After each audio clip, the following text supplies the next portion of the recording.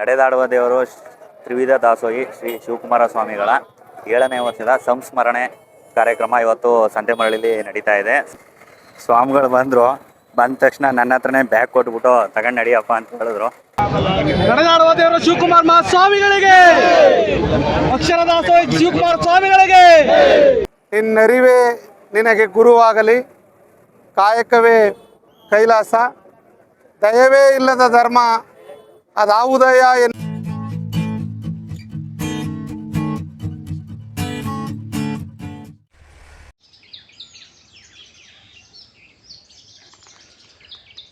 ಇವತ್ತು ಶ್ರೀ ಶಿವಕುಮಾರ ಸ್ವಾಮಿಗಳ 7ನೇ ವರ್ಷದ ಸಂಸ್ಮರಣೆ ಕಾರ್ಯಕ್ರಮ ಸಂತೆಮರಳಿಯಲ್ಲಿ ನಡೀತಾ ಇದೆ.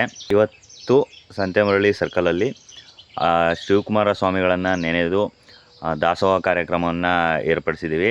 ಅದರಲ್ಲಿ ಗುರುಗಳ ಕುರಿತಾಗಿ ಒಂದಷ್ಟು ಮಾತುಕತೆಗಳು ಮತ್ತು ಅವರ ಜೀವನ ಚರಿತ್ರೆ ಒಂದಷ್ಟು ಮುಖಂಡರು ತಿಳಿಸ್ಕೊಡ್ತಾರೆ. ಹಾಗೆ ಶಿವಕುಮಾರ ಸ್ವಾಮಿಗಳ ಜೀವನ ತತ್ವವನ್ನು ನಾವು ಕೂಡ ಅನುಸರಿಸಬೇಕು. ಅದಕ್ಕೋಸ್ಕರ ಅವರ ಮಾರ್ಗದರ್ಶನದಲ್ಲಿ ಈಗಿನ ಸಮಾಜ ಎಲ್ಲರೂ ಕೂಡ ನಡೀಲಿ ಅನ್ನೋ ಒಂದು ಉದ್ದೇಶನ ಇಟ್ಟುಕೊಂಡು ಅವರನ್ನು ನೆನೆದು ಇವತ್ತು ಸಂತೆಮರಳಿ ವೃತ್ತದಲ್ಲಿ ಶ್ರೀಗಳ ಭಾವಚಿತ್ರಕ್ಕೆ ಪೂಜೆಯನ್ನು ಸಲ್ಲಿಸಿ ದಾಸೋಹ ಕಾರ್ಯಕ್ರಮವನ್ನು ಏರ್ಪಡಿಸಿದ್ದಾರೆ. ಊರಿನ ಗ್ರಾಮಸ್ಥರು ಮತ್ತು ಅಕ್ಕಪಕ್ಕದ ಎಲ್ಲ ಗ್ರಾಮಸ್ಥರು ಕೂಡ ಸೇರ್ತಾ ಇದ್ದಾರೆ. ನಾನು ಕೂಡ ಹೋಗ್ತಾ ಇದ್ದೀನಿ. ಕಾರ್ಯಕ್ರಮ ತುಂಬ ಚೆನ್ನಾಗಿ ನಡೆಯುತ್ತೆ. ಪ್ರತಿ ವರ್ಷದಂತೆ ಈ ವರ್ಷವೂ ಕೂಡ 7ನೇ ವರ್ಷದ ಕಾರ್ಯಕ್ರಮವನ್ನು ಹಮ್ಮಿಕೊಂಡಿದ್ದಾರೆ. ನೀವು ಕೂಡ ಬನ್ನಿ. ಹಾಗೆ ನಾನು ಕೂಡ ಹೋಗ್ತಾ ಇದ್ದೀನಿ. ಕಾರ್ಯಕ್ರಮ ಹೇಗಿರುತ್ತೆ ಎಲ್ಲ ಕೂಡ ಕೊನೆ ತನಕ ನೋಡಿ. ಹಾಗೆ ಇನ್ನು ನಮ್ಮ ಚಾನಲ್ಗೆ ಯಾರೆಲ್ಲ ಸಬ್ಸ್ಕ್ರೈಬ್ ಮಾಡಿಲ್ಲ ಸಬ್ಸ್ಕ್ರೈಬ್ ಮಾಡ್ಕೊಳ್ಳಿ ಅಂತ ಹೇಳ್ತಾ ಇವತ್ತಿನ ವಿಡಿಯೋನ ಶುರು ಮಾಡ್ತಾಯಿದ್ದೀನಿ. ಬನ್ನಿ ನಮ್ಮ ಸಂತೆಮರಳಿ ವೃತ್ತದ ಬಳಿ ಹೋಗೋಣ. ನಡೆದಾಡುವ ದೇವರು ತ್ರಿವಿಧ ದಾಸೋಹಿ ಶ್ರೀ ಶಿವಕುಮಾರ ಸ್ವಾಮಿಗಳ 7ನೇ ವರ್ಷದ ಸಂಸ್ಮರಣೆ ಕಾರ್ಯಕ್ರಮ ಇವತ್ತು ಸಂತೆಮರಳಿಲಿ ನಡೀತಾ ಇದೆ. ಸಂತೆಮರಳಿ ಸರ್ಕಲಲ್ಲಿ ಇವತ್ತು ಕಾರ್ಯಕ್ರಮ ನಡೀತಿರೋದು. ಸಾಕಷ್ಟು ಜನ ಸೇರಿದ್ದಾರೆ. ಬೆಳಗ್ಗೆ 11 ಗಂಟೆಗೆ ಕಾರ್ಯಕ್ರಮ ಹೇಳಿದ್ದಾರೆ. ಇವಾಗ 10 ಗಂಟೆ ಆಗಿದೆ. ಇನ್ನು ಜನ ಸೇರೋರಿದ್ದಾರೆ. ಎಲ್ಲ ಸೇರಿದ ಮೇಲೆ ಗುರುಗಳ ಆಶೀರ್ವಾದದೊಂದಿಗೆ ಶಿವಕುಮಾರ ಸ್ವಾಮಿಗಳ ಸಂಸ್ಮರಣೆ ಕಾರ್ಯಕ್ರಮಕ್ಕೆ ಗುರುಗಳು ಬಂದು ಶುರು ಮಾಡ್ತಾರೆ. ಇವತ್ತು ಸಂತೆಮರಳಿ ಮತ್ತು ಅಕ್ಕಪಕ್ಕದ ಗ್ರಾಮಸ್ಥರೆಲ್ಲ ಬಂದಿದ್ದಾರೆ ಇಲ್ಲಿ ಈ ಕಾರ್ಯಕ್ರಮಕ್ಕೆ. ಈ ಕಾರ್ಯಕ್ರಮ ಹೇಗಾಗುತ್ತೆ ಏನು ಎತ್ತ ಎಲ್ಲನೂ ಕೂಡ ಕಂಪ್ಲೀಟಾಗಿ ನಿಮಗೆ ತೋರಿಸುವಂಥ ಪ್ರಯತ್ನ ಮಾಡ್ತೀವಿ. ಕೊನೆ ತನಕ ವಿಡಿಯೋ ನೋಡಿ.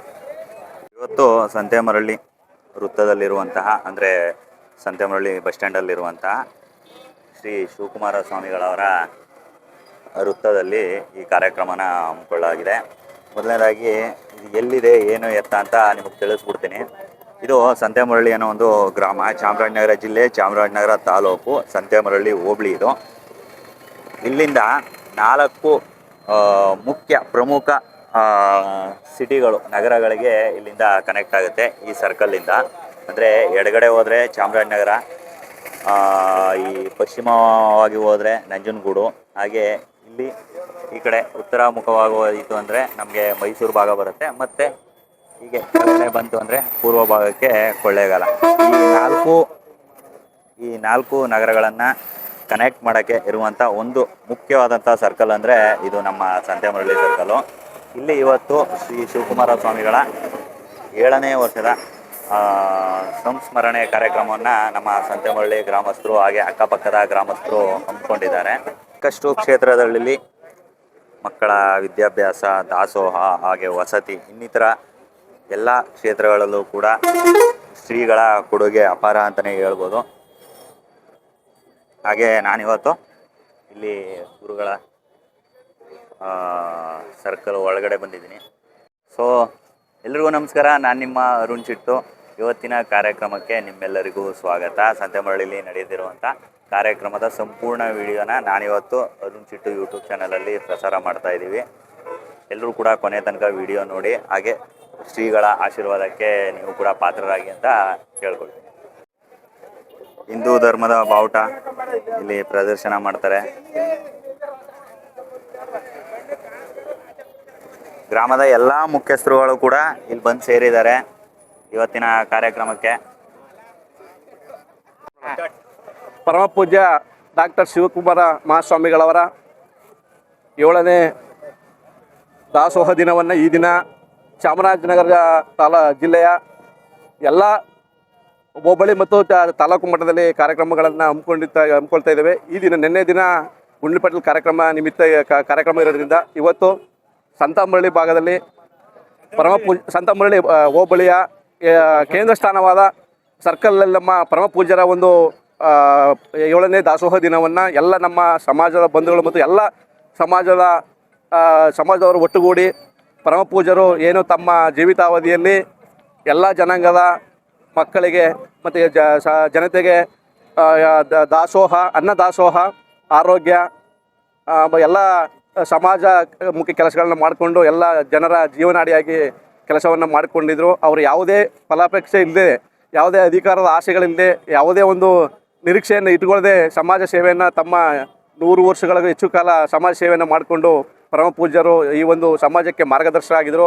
ಸರ್ಕಾರ ಏನು ಅವರ ನಿಧನದ ನಂತರ ಈ ಒಂದು ಅವರ ಜನ್ಮದಿನವನ್ನು ದಾಸೋಹ ದಿನವಾಗಿ ಆಚರಿಸುವಂಥ ಕಾರ್ಯಕ್ರಮವನ್ನು ಜಾರಿಗೆ ತಂದು ಇಂದಿಗೆ ನಿನ್ನೆಗೆ 7 ವರ್ಷಗಳಾಗಿದೆ.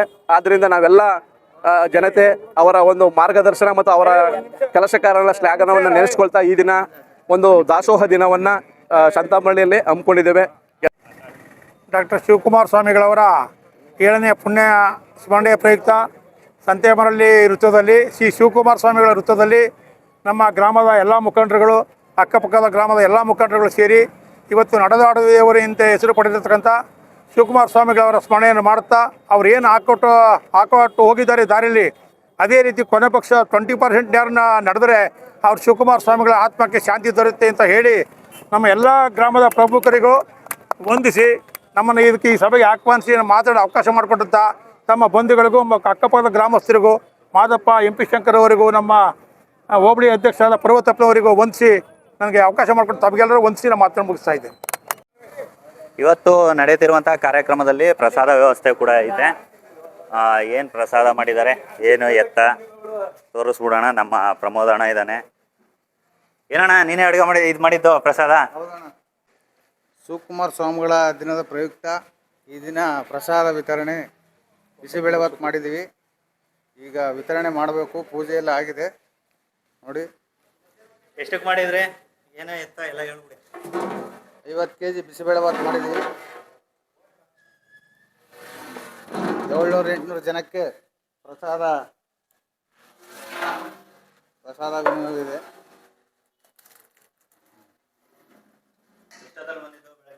ಬೆಳಿಗ್ಗೆ 6 ಗಂಟೆಗೆ ಬಂದು ತಯಾರು ಮಾಡಿದ್ದೀವಿ. ಇವಾಗ ಪ್ರಸಾದ ಕೊಡ್ತೀವಿ. ನಾವು 4 ಜನ ಬಂದಿದ್ದೀವಿ. ಎಲ್ಲ ರೆಡಿಯಾಗಿದೆ. ಇವಾಗ ಪ್ರತಿ ವರ್ಷ ನಾವೇ ಬಂದು ಮಾಡ್ತಾ ಇದ್ದೀವಿ. ಲಾಡು ಇನ್ನೇನು ಕೆಲವು ಕ್ಷಣ ಲಾಡು ಬರಬೇಕು, ಬರ್ತಾ ಇದೆ. ಬಂದಿದೆ ಅನ್ಸುತ್ತೆ ಲಾಡು. ಲಾಡು ಬಂದಿದೆ. ಪ್ರತಿಯೊಬ್ಬ ಭಕ್ತಾದಿಗಳಿಗೂ ಲಾಡು ಮತ್ತು ಇದು ಬೇಳೆಭಾತು ಲಾಡು ಇರುತ್ತೆ. ಎಲ್ಲ ಭಕ್ತಾದಿಗಳು ಬಂದು ಸ್ವೀಕರಿಸ್ಬೇಕು. ಪ್ರತಿ ವರ್ಷವೂ ನಡೆಯುತ್ತೆ.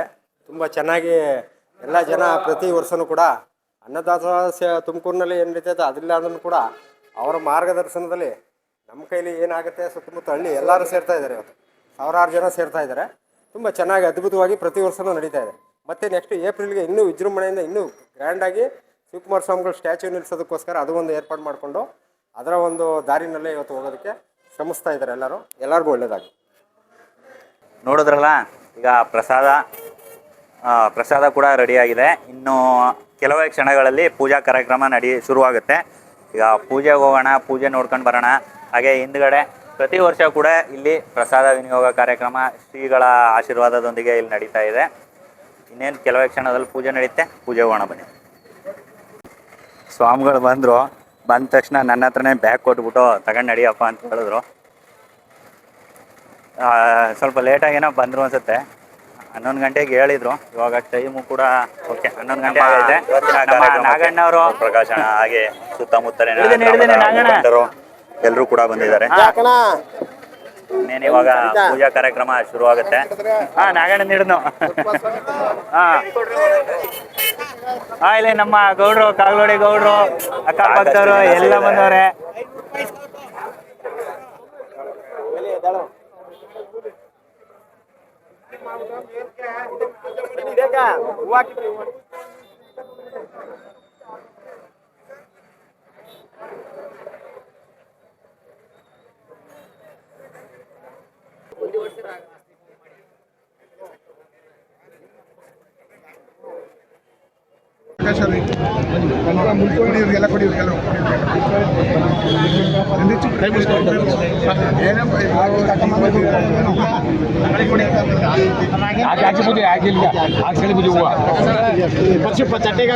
ಮಳೆ ಬರ್ತದೆ ಇವತ್ತು ಬಸವಣ್ಣವ್ರೆ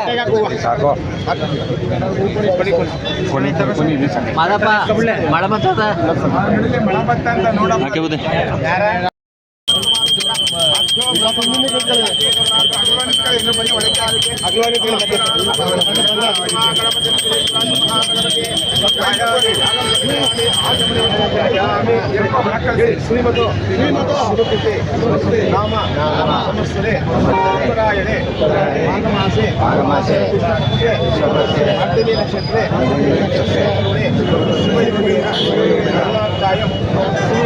ಪಾರ್ವತಿ ಗುರು ಮಠಾಧೀಶರಾದ ಸ್ವಾಮಿಗಳವರ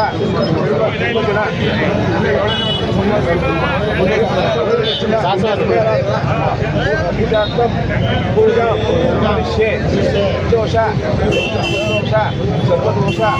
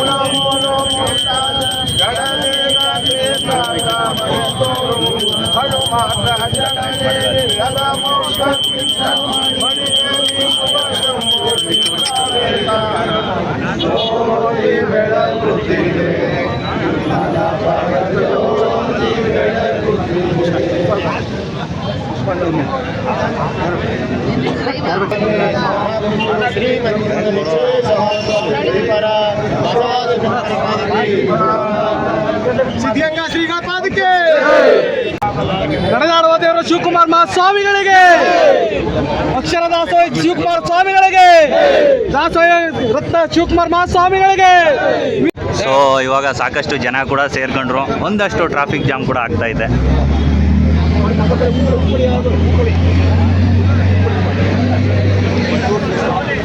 ದಯವಿಲ್ಲದ ಧರ್ಮ ಅದಾವುದಯ್ಯ, ದಯವೇ ಧರ್ಮದ ಮೂಲವಯ್ಯ ಅಂತ ಏನು ಬಸವಣ್ಣನವರು 12ನೇ ಶತಮಾನದಲ್ಲಿ ಏನು ಒಂದು ವಾಕ್ಯವನ್ನು ಕೊಟ್ಟರು, ಅದನ್ನು ಪರಿಪೂರ್ಣವಾಗಿ ಈ ಒಂದು ತಮ್ಮ ಜೀವನದ ಉದ್ದಕ್ಕೂ ಅವರು ಬದುಕಿದ ಒಂದು 100 ವರ್ಷಕ್ಕಿಂತ ಜಾಸ್ತಿನೂ ಆ ಸೇವೆಯನ್ನು ನಿರಂತರವಾಗಿ ಕರ್ನಾಟಕದಂತ ಮಾಡಿ ಇವತ್ತು ದಿನಕ್ಕೆ 10,000 ಜನಕ್ಕೆ ಮಕ್ಕಳಿಗೆ ಉಚಿತವಾಗಿ ಆಹಾರವನ್ನು ಕೊಟ್ಟು ಎಲ್ಲ ಜಾತಿಯವರು ಯಾವುದೇ ವಿಧವಾದ ಭೇದ ಭಾವನೆ ಬರದೆ ಪ್ರಪಂಚದಲ್ಲಿ ಇರುವಂಥದ್ದು ಒಂದೇ ಮನುಷ್ಯ ಜಾತಿ ಅಂತೇಳಿ ತೀರ್ಮಾನ ಮಾಡಿ ಇವತ್ತು ವಿಶ್ವವೇ ಮೆಚ್ಚುವಂಥ ಕಾರ್ಯವನ್ನು ಸಿದ್ಧಲಿಂಗ ನಮ್ಮ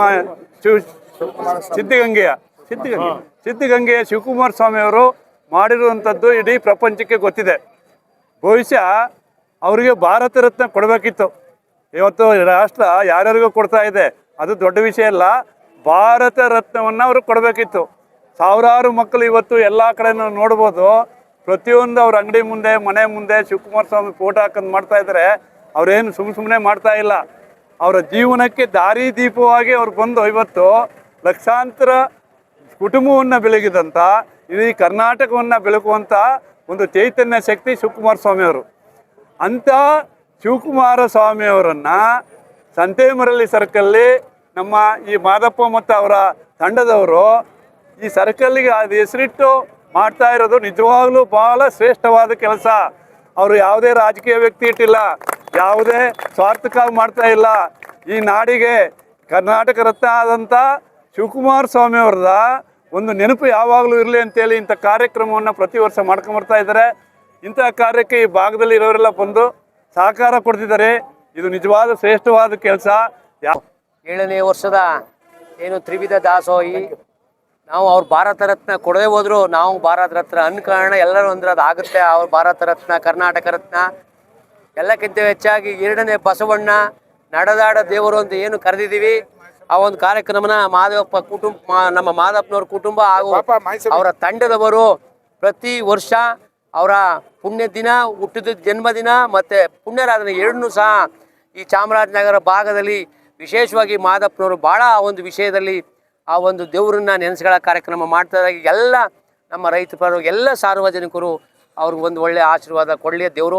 ಜೊತೆಗೆ ಅವರು ಏನು ತ್ರಿವಿಧ ದಾಸೋಹಿಗಳಿದ್ದಾರೆ, ರೈತರಿಗೆ ಕಾಯಕವೇ ಕೈಲಾಸ ಏನು ಬಸವಣ್ಣವರು ತೋರಿಸ್ಕೊಟ್ರು ಅದನ್ನ ಪ್ರತಿನಿತ್ಯ ಅವರು ಮಾಡ್ಕೊಂಡು ಇವತ್ತು ಅಷ್ಟು ಮಕ್ಕಳಿಗೆ ಅವರು ಅಲ್ಲಿಂದ ಕಲ್ತಿರೋ ವಿದ್ಯಾರ್ಥಿಗಳು ವಿದೇಶದಲ್ಲಿ ದೇಶದಲ್ಲಿ ಎಲ್ಲರೂ ಒಳ್ಳೆ ಐಆರ್ ಆಫೀಸರ್ಗಳಾಗಿದ್ದಾರೆ. ಮತ್ತು ಅಲ್ಲಿ ಓದಿರೋದೆಲ್ಲ ಒಳ್ಳೆ ಪಾರ್ಲಿಮೆಂಟಲ್ಲಿ ಮಿನಿಸ್ಟ್ರಿಗಳಾಗಿ ಎಲ್ಲರೂ ಆಗಿದ್ದಾರೆ. ಹಾಗಾಗಿ ಅವ್ರಿಗೆ ನಮ್ಮ ಗುರುಸ್ವಾಮಿಯವ್ರು ಹೇಳಿದಾಗೆ ಭಾರತ ರತ್ನ ಕೊಡಲೇಬೇಕು. ನಾವೆಲ್ಲರೂ ಕೊಡದೇ ಹೋದ್ರು ನಾವೇ ಜನನೇ ಹೇಳೋ, ಈಗ ಜನ ಅಂದ್ರೆ ಏನು, ಸರ್ಕಾರ ಎಲ್ಲರ ಬಾಯಲ್ಲಿ ಅದು ಭಾರತ ರತ್ನ ಶಿವಕುಮಾರ ಸ್ವಾಮೀಜಿ ಅಂದರೆ ಅದು ಭಾರತ ರತ್ನ ಕೊಡಲೇಬೇಕಾಗುತ್ತೆ. ಹಾಗಾಗಿ ನಮ್ಮ ಕಡೆಯಿಂದ ನಾವು ಭಾರತ ರತ್ನ ಅಂತ ಹೇಳೋಣ. ಸರ್ಕಾರ ನಾವೇ, ಸರ್ಕಾರ ಬೇರೆ ಅಲ್ಲ. ಹಾಗಾಗಿ ನಾವೆಲ್ಲರೂ ಭಾರತ ರತ್ನ ಕೊಡೋಕ್ಕೂ ನಾವೇ ಕರೆದಾಗ ಸರ್ಕಾರ ಕೊಡಬೇಕು ಅಂತಲೇ ಇಲ್ಲ. ಹಾಗಾಗಿ ನಾವೇ ನಮ್ಮ ಗುರುಗಳಿಗೆ ನಡೆದಾಡುವ ದೇವರಿಗೆ ನಾವನ್ನು ಅವ್ರು ಮಾಡಿರೋ ಕೆಲಸ, ಸಾಧ್ಯವಾದ ಕೆಲಸ, ರೈತರ ವಿಷಯದಲ್ಲಿ ಅವರು ಒಳ್ಳೆ ಪ್ರಾಮುಖ್ಯತೆಯನ್ನು ತೋರಿಸಿದ್ದಾರೆ. ರೈತರ ವಿಷಯದಲ್ಲಿ ಅನ್ನ ಅಂದರೆ ಏನು, ಆ ದಾಸೋಹದಿಂದ ಅದರ ಮಹತ್ವ ಏನು, ಮೊದಲು ಹೊಟ್ಟೆಗೆ ಅನ್ನ ಉಳಿದಂತೆ ಎಲ್ಲ ಅವ್ರು ಯಾರೇ ಆಗಿರ್ಬೋದು, ಮಧ್ಯಾಹ್ನ ಆದರೆ ಸಾಯಂಕಾಲ ಆದರೆ ಊಟ ಮಾಡಲೇಬೇಕು. ಹಾಗಾಗಿ ಅದೊಂದು ಪ್ರಾಮುಖ್ಯತೆನ ನಮ್ಮ ಶ್ರೀಗಳು ಸತತವಾಗಿ ಇಡೀ ಈ ಒಂದು 20-21ನೇ ಶತಮಾನದಲ್ಲಿ ನಿಜವಾಗ್ಲೂ ದೇವರಾಗಿ ಅವರು ದೇವರು ಅಂದರೆ ಏನು ಅಂತ ನಾವು ನೋಡಬೇಕಾಗಿಲ್ಲ. ಅವ್ರನ್ನ ನೋಡಿದ್ರೆ ಅಂಥ ಮಹತ್ವ ಕಾರ್ಯಗಳನ್ನ ಇಡೀ ಪ್ರಪಂಚದಲ್ಲಿ ಯಾರೂ ಮಾಡಿದಂಥ ಕಾರ್ಯವನ್ನು ನಮ್ಮ ಶಿವಕುಮಾರ ಸ್ವಾಮಿಗಳು ಮಾಡಿಕೊಟ್ಟಿದ್ದಾರೆ. ನಿನ್ನರಿವೇ ನಿನಗೆ ಗುರುವಾಗಲಿ, ಕಾಯಕವೇ ಕೈಲಾಸ, ದಯವೇ ಇಲ್ಲದ ಧರ್ಮ ಅದಾವುದಯ ಎನ್ನುವ ಸಾರ್ವತ್ರಿಕ ಸತ್ಯವನ್ನು 800 ವರ್ಷಗಳ ಹಿಂದೆ ಜಗತ್ತಿಗೆ ಸಾರಿದ ಬಸವಾದಿ ಶರಣರನ್ನು ಎನ್ನ ಋನ್ಮನದಲ್ಲಿ ಸ್ಮರಿಸುತ್ತಾ, ಕರ್ನಾಟಕದ ಸಾಂಸ್ಕೃತಿಕ ನಾಯಕ, ವಿಶ್ವಗುರು, ಜಗಜ್ಯೋತಿ, ಜಗತ್ತಿನ ಮೊಟ್ಟಮೊದಲ ಸಮಾಜವಾದಿ, ಜಗತ್ತಿನ ಮೊಟ್ಟಮೊದಲ ಪ್ರಜಾಪ್ರಭುತ್ವವಾದಿ, ಜಗತ್ತಿನ ಮೊಟ್ಟಮೊದಲ ಸ್ತ್ರೀವಾದಿ, ವಿಶ್ವಗುರು, ಕರ್ನಾಟಕದ ಸಾಂಸ್ಕೃತಿಕ ನಾಯಕ ಅಣ್ಣ ಬಸವಣ್ಣನವರನ್ನ ಅತ್ಯಂತ ಭಕ್ತಿಪೂರ್ವಕವಾಗಿ ಸ್ಮರಿಸುತ್ತಾ ಈ ದಿನ ಸಂತೇಮರಳ್ಳಿಯ ಇತಿಹಾಸದಲ್ಲಿ ಅತ್ಯಂತ ಶುಭ ದಿನ, ಸುವರ್ಣಾಕ್ಷರಗಳಲ್ಲಿ ಬರ್ಕೊಳ್ಳುವಂತಹ ದಿನ. ಕಾರಣ ಇಷ್ಟೇ, ಬಸವಣ್ಣನವರ ನಂತರ ಕಾಯಕ ಮತ್ತು ದಾಸೋಹದ ಮಹತ್ವವನ್ನು ಇಡೀ ಜಗತ್ತಿಗೆ ಸಾರಿ ಲಿಂಗಾಯತ ಮಠ ಪರಂಪರೆಯನ್ನು, ಲಿಂಗಾಯತ ಮಠಾಧೀಶರ ಒಂದು ನಡವಳಿಕೆಯನ್ನು ಇಡೀ ವಿಶ್ವವೇ ಒಪ್ಪುವಂತಹ ರೀತಿಯಲ್ಲಿ ನಡೆದಂತಹ ಗುರು ಯಾರಪ್ಪ ಅಂದರೆ, ಜನರ ಬಾಯಲ್ಲಿ ನಡೆದಾಡಿದ ದೇವರು ಬಸವಣ್ಣ, ಅಭಿನವ ಬಸವಣ್ಣ ಅಂತೇಳಿ ಕರೆಸ್ಕೊಂಡಂಥವರು ಲಿಂಗೈಕ್ಯ ಡಾಕ್ಟರ್ ಶ್ರೀ ಶಿವಕುಮಾರ ಮಹಾಸ್ವಾಮೀಜಿಗಳು. ಅವರ ಪುಣ್ಯಸ್ಮರಣೆಯನ್ನು, 7ನೇ ವರ್ಷದ ಪುಣ್ಯಸ್ಮರಣೆಯನ್ನು ಸತತವಾಗಿ ಸಂತೇಮರಳ್ಳಿ ಭಾಗದಲ್ಲಿ, ವಿಶೇಷವಾಗಿ ಸಂತೇಮರಳ್ಳಿ ಗ್ರಾಮಸ್ಥರು ಮತ್ತು ಸುತ್ತಮುತ್ತಲ ಗ್ರಾಮಸ್ಥರೊಂದಿಗೆ ಮಾದಪ್ಪನವರು ಮತ್ತು ತಂಡದವರು ಪ್ರತಿ ವರ್ಷ ಅತ್ಯಂತ ಶ್ರದ್ಧಾ ಭಕ್ತಿಯಿಂದ ಆಚರಿಸ್ಕೊಂಡು ಇರತಕ್ಕಂಥದ್ದು ಅತ್ಯಂತ ಅಭಿನಂದನೀಯ ಮತ್ತು ಅನುಕರಣೀಯವಾದಂತಹ ನಡವಳಿಕೆ. ಸಿದ್ಧಗಂಗಾ ಶ್ರೀಗಳು ಅವ್ರ ಮಠಾಧೀಶರಾಗೋಕ್ಕೂ ಮೊದಲೇ ಸಿದ್ಧಗಂಗಾ ಮಠ ಈ ಪ್ರಮಾಣದ ವಿಶ್ವಖ್ಯಾತಿಯನ್ನು ಪಡೆದಿರಲಿಲ್ಲ. ಅವರ ನಡವಳಿಕೆಗಳಿಂದಲೇ ಸಿದ್ಧಗಂಗಾ ಮಠ ಇವತ್ತು ವಿಶ್ವವಿಖ್ಯಾತಿಯಾಗಿದೆ. ಸ್ವತಂತ್ರ ಪೂರ್ವದಲ್ಲೇ ಸಮಾಜ ಮುಂದಿನ ದಿನಗಳಲ್ಲಿ ಪ್ರಗತಿಶೀಲವಾಗಿರಬೇಕು, ಪ್ರಗತಿ ಕಾಣಬೇಕು ಅಂತಂದರೆ ಶಿಕ್ಷಣ ಅದಕ್ಕೆ ಮಾನದಂಡ. ಶಿಕ್ಷಣದಿಂದಲೇ ಸರ್ವತೋಮುಖ ಅಭಿವೃದ್ಧಿಯ ಸಾಧ್ಯ ಅಂತಕ್ಕಂಥದ್ದನ್ನು ಮನಗಂಡಿದ್ದಂಥವ್ರು. ಈ ಥರದ ವ್ಯಕ್ತಿಗಳು ಭಾಳ ಅಪರೂಪ. ಮಹಾತ್ಮ ಗಾಂಧಿ ಅಂಥವ್ರು, ಅಂಬೇಡ್ಕರ್ ಅಂಥವ್ರು, ಬುದ್ಧನಂಥವ್ರು ಹುಟ್ಟೋದು ಎಲ್ಲ 1000 ವರ್ಷಗಳಿಗೊಮ್ಮೆ ಅಂತಾರೆ. ಆ ಸಾಲಿಗೆ ಸೇರಿದಂಥವರು ನಮ್ಮ ಸಿದ್ಧಗಂಗಾ ಶ್ರೀಗಳು. ಎಲ್ಲ ವರ್ಗದ ಜನರನ್ನ, ಎಲ್ಲ ವಯೋಮಾನದ ಜನರನ್ನ, ಅಂಗವಿಕಲರ ಆದಿಯಾಗಿ ಎಲ್ಲರಿಗೂ ಶಿಕ್ಷಣ ಕೊಡಬೇಕು. ಸ್ವತಂತ್ರ ಪೂರ್ವದಲ್ಲಿ ಯೋಚನೆ ಮಾಡಿ, ಗದ್ದಿಗೆಗಳನ್ನೇ ವಿದ್ಯಾರ್ಥಿ ನಿಲಯಗಳಾಗಿ ನಿರ್ಮಾಣ ಮಾಡ್ತಾರೆ. ಅವರು ವಿದ್ಯಾರ್ಥಿ ನಿಲಯ ಅನ್ನೋ ಪರಿಕಲ್ಪನೆ ಇರಲಿಲ್ಲ ಸ್ವತಂತ್ರ ಪೂರ್ವದಲ್ಲಿ. ಅವರೆಲ್ಲರೂ ಪಾದ ಪೂಜೆಗೆ, ಭಿಕ್ಷಕ್ಕೆ ಹಳ್ಳಿಗಳಿಗೆ ಹೋದರೆ ನಾವು ಓದ್ಸೋಕ್ಕಾಗಲ್ಲ, ನಮ್ಮ ಮನೇಲಿ ಮಕ್ಕಳು ಜಾಸ್ತಿ ಇದ್ದಾರೆ ಅಂತಂದರೆ ಶಿಕ್ಷಣದ ಮಹತ್ವ ಅರ್ತಿದ್ದಂತಹ ಸಿದ್ಧಗಂಗಾ ಶ್ರೀಗಳು ಅವ್ರು ಎತ್ತಿನ ಗಾಡೀಲಿ ಬರುವಾಗ ಅವ್ರ ಜೊತೆಗೆ ಬಡ ಮಕ್ಕಳನ್ನೆಲ್ಲ ಕರ್ಕೊಬಂದ್ಬಿಟ್ಟು ಹಾಸ್ಟೆಲ್ ಹಾಕೊಂಡು, ಹಾಸ್ಟ್ಲು ಅಂದರೆ ಈಗಂತರ ಸುಸಜ್ಜಿತವಾದ ಹಾಸ್ಟೆಲಲ್ಲ, ಗದ್ದಿಗೆಗಳೇನಿತ್ತು ಆ ಗದ್ದಿಗೆಗಳನ್ನೇ 4, 5, 10 ಮಕ್ಕಳನ್ನ ಇಟ್ಕೊಂಡು ಓದಿಸಿ ಇವತ್ತು ಪ್ರತಿನಿತ್ಯ 3 ಟೈಮಲ್ಲೂ 16,000 ಮಕ್ಕಳಿದ್ದಾರೆ. 15,000ದಿಂದ 16,000 ಮಕ್ಕಳಿದ್ದಾರೆ. ಎಲ್ರಿಗೂ ಊಟ ವಸತಿ ಉಚಿತ. ಮತ್ತು ಇವತ್ತದು ಶಿಕ್ಷಣ ಸಂಸ್ಥೆ ಆಗಿದೆ. ಅದರಲ್ಲಿ ಪ್ರೈಮರಿಯಿಂದ ಹಿಡಿದು ಮೆಡಿಕಲ್ವರೆಗಿದೆ. ನಿಮಗೆ ಅಂಗವಿಕಲರ ಶಾಲೆಗಳಿವೆ, ಅಂತಾರಾಷ್ಟ್ರೀಯ ಮಟ್ಟದ ವಿದ್ಯಾಸಂಸ್ಥೆಗಳಿವೆ. ಇದು ಒಂದು ಕಡೆ.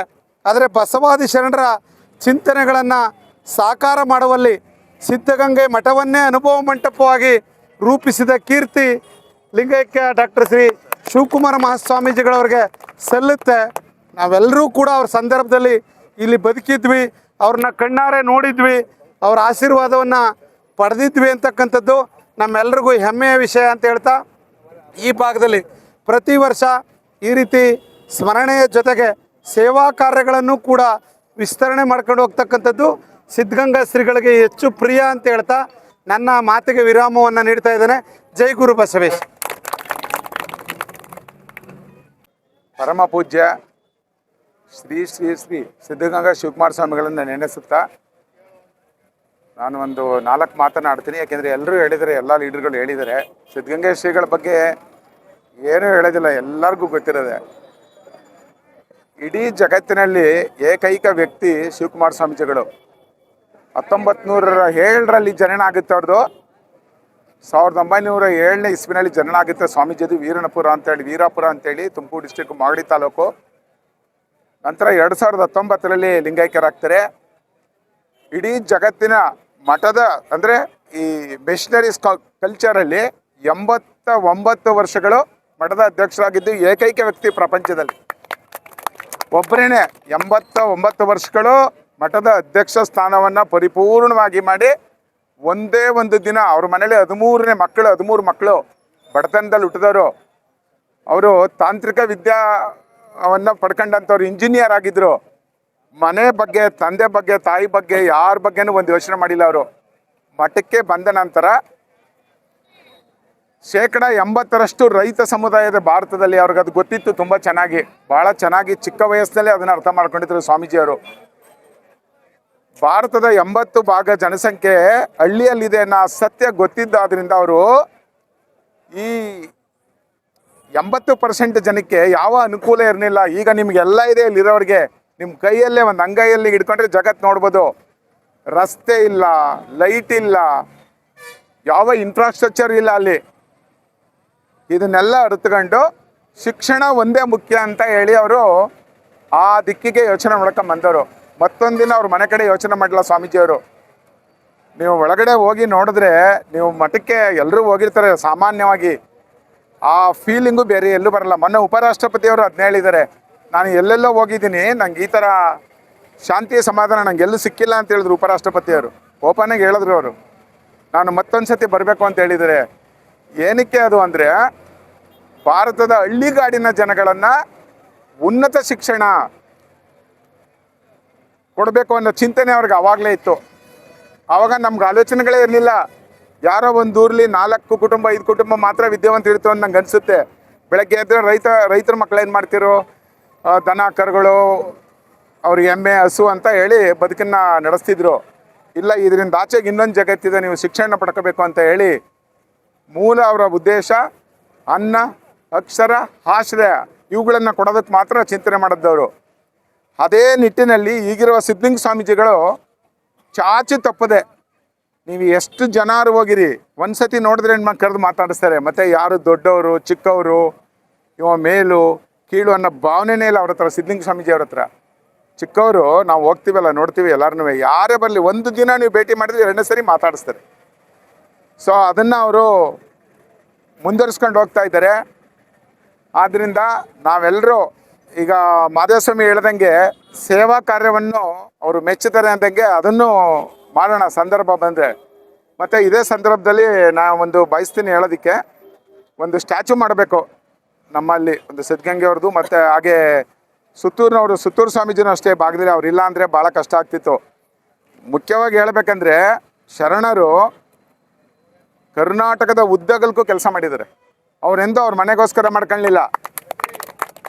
ಶರಣರು ಈ ನಾಡಿನ ಕಟ್ಟ ಕಡೆ ಜನ, ಅನ್ನ ಅಕ್ಷರ ಇಲ್ಲದಂಥ ಜನರನ್ನ ಕಾಪಾಡಬೇಕು ಅನ್ನೋ ಚಿಂತನೆ ಬಿಟ್ಟರೆ ಬೇರೆ ಏನಿರಲಿಲ್ಲ. ಈಗ ನೋಡಿ ರಾಜಕಾರಣಿಗಳು ಒಂದು ಬಾರಿ ಗೆದ್ದರೆ 2ನೇ ಬಾರಿ ಅವ್ನು ನಮ್ಮ ಜಾತಿನೋ, ನಮ್ಮ ಚಿಕ್ಕಪ್ಪನ ದೊಡ್ಡಪ್ಪನ ಅಂತಾರೆ. ಕೇಡಿಗಳು ರಾಜಕಾರಣಿಗಳು, ಸೇವಾ ಮನೋಭಾವನೆ ಇಲ್ಲ ಅವ್ರಿಗೆ, ಕಿರುಕುಳ ಕೊಡ್ತಾರೆ. ಅದಕ್ಕೆ ನಾವು ನೀವು ಸೇವೆ ಮಾಡೋಕ್ಕೆ ಸಾಹುಕಾರ ಆಗಬೇಕಾದಿಲ್ಲ, ಅಧಿಕಾರ ಬೇಕಿಲ್ಲ. ಸಿದ್ಧಗಂಗೆ ಶ್ರೀಗಳಿಗೆ ಏನು ಅಧಿಕಾರ ಐತೆ? ಜನರೇ ಪ್ರಕಾಶ್ ಹೇಳ್ತಾರಲ್ಲ ಹಾಗೆ ಸರ್ಕಾರದ ಹಿಂದೆ ಯಾವತ್ತೂ ಹೋಗಿಲ್ಲ ಅವರು. ಮತ್ತು ರಾಜಕಾರಣಿಗಳಿಗೆ ಸೇವಾ ಮನೋಭಾವ ಹೊರಟೋಗಿದೆ, ಇಲ್ಲ. ಈಗ ನಾವೇನು ಮಾಡಬೇಕು, ನಿಮ್ಮ ಲೆವೆಲ್ಗೆ ನೀವು ಒಂದು ಸಣ್ಣ ಸಹಾಯ ಮಾಡಿದ್ರೆ ಅದೇನೇ ಪರೋಪಕಾರಿ ಜೀವನವನ್ನು ಮಾಡೋದಕ್ಕೆ ನಾವು ಪ್ರಯತ್ನ ಮಾಡಬೇಕಾಗಿದೆ. ಮತ್ತು ನಾವು ಮನುಷ್ಯರು, ನನ್ನಲ್ಲೂ ಕೆಟ್ಟ ಗುಣ ಇರ್ತದೆ, ಎಲ್ಲರಲ್ಲೂ ಇರ್ತದೆ. ಅದನ್ನು ನಾವು ಒಂದೊಂದಾಗಿ ಕಳ್ಚ್ಕೊಂಡು ಒಳ್ಳೆಯ ದಿಕ್ಕಿಗೆ ಬರುವಂಥ ಆಲೋಚನೆ ಮಾಡಬೇಕು. ನೋಡಿ, ಯಾವಾಗಲೂ ಹೇಳ್ತಿರೋ 80% ಇದ್ದಾರೆ ಭಾರತದಲ್ಲಿ ರೈತರು. ಅದು ಸಿದ್ಧಗಂಗೆ ಶ್ರೀಗಳು ಯಾವಾಗಲೂ ಹೇಳ್ತಿರೋ.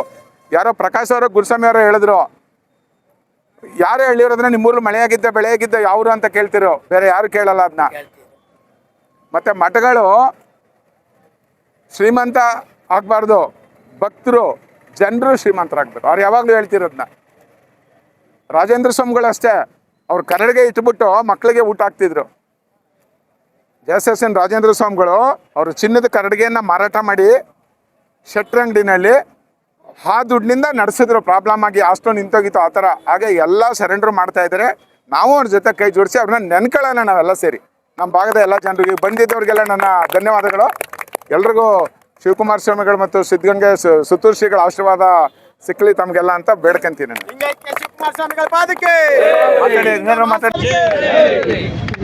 ಸೈಡ್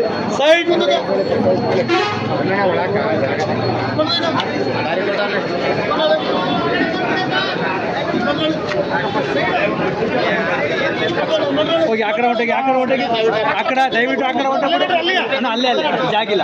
ಈಗ ಬಂದಂತ ಎಲ್ಲಾ ಭಕ್ತಾದಿಗಳಿಗೂ ಕೂಡ ಬಿಸಿಬೇಳೆ ಬಾತು ಮತ್ತೆ ಲಾಡು ಪ್ರಸಾದ ವಿತರಣೆ ಮಾಡ್ತಾ ಇದ್ದಾರೆ. ಎಲ್ಲರೂ ಕೂಡ ಇಲ್ಲಿ ಪ್ರಸಾದ ತಗೊಂಡು ಇಲ್ಲೇ ಪ್ರಸಾದ ಸೇವನೆ ಮಾಡ್ತಾ ಇದ್ದಾರೆ. ನೀರಿನ ವ್ಯವಸ್ಥೆ ಕೂಡ ಚೆನ್ನಾಗಿದೆ.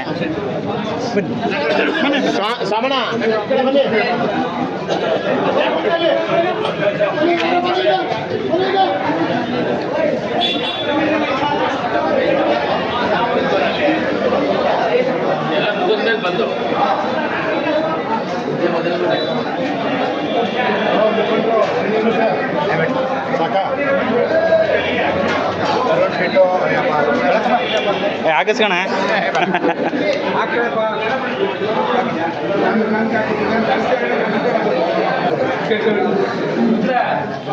ಸಿಹಿ ಪೊಂಗಲು, ಬಿಸಿಬೇಳೆ ಬಾತು ಮತ್ತು ಲಾಡು ಪ್ರಸಾದ. ಹಾಂ ನಡೀರಿ.